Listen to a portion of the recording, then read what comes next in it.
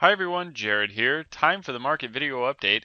As of this morning, we were waiting for the Fed meeting minutes to come out. They came out. The market still chopped around. Hopefully, we'll have a little bit of a more clear direction later into today and tonight.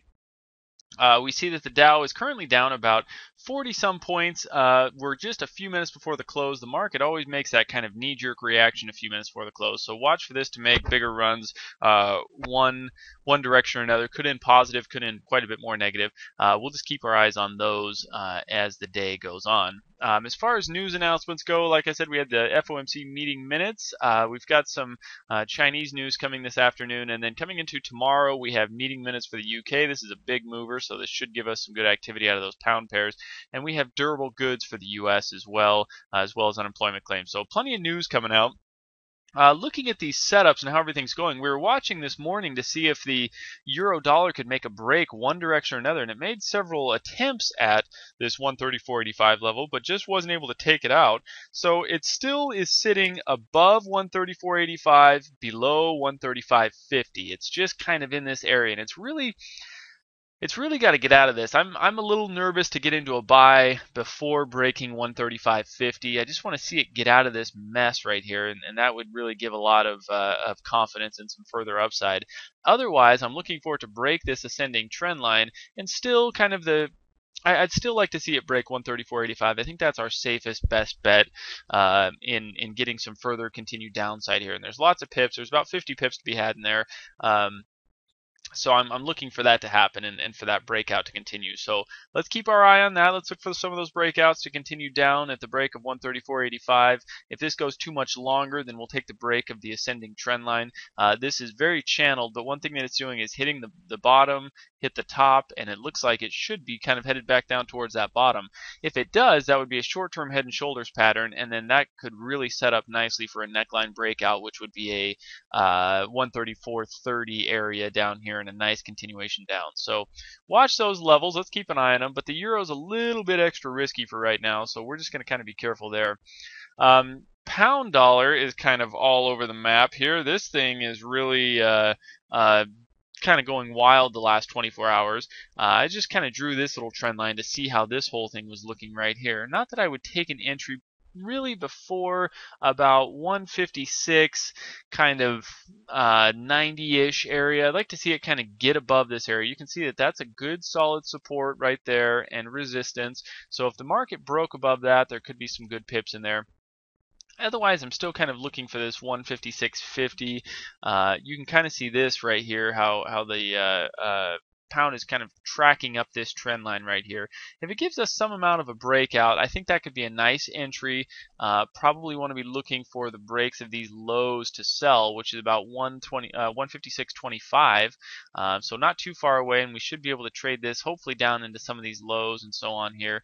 So look for that. A break of 156.25 on this pound dollar should help this pair continue down, but it's really kind of all over the place right now and hitting a lot of congestion and consolidation here, so it could be a big bouncing point. So we're going to keep our eyes on that whole thing. Euro yen, same kind of thing. We're looking for the euro yen to make a little break right here, and it almost did. It kind of broke, but in a semi-low volume time, and it's just kind of consolidating here. So that trend line was holding in pretty good. What I'm going to be looking for now is, you can see that it wasn't able to complete a 4-hour crossover and make a run there. And now it's just kind of consolidating in this area. So what I'm going to be looking for is a little break of this. Again, we're looking for a 1-hour crossover to really kind of happen here. But you can see the consolidation is right at about 103.90, so not very far away from where the market currently is.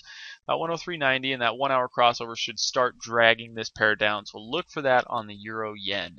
Otherwise, probably needs to break about 104.30 to make any kind of significant continuation back up. So that's what we're going to be watching for there.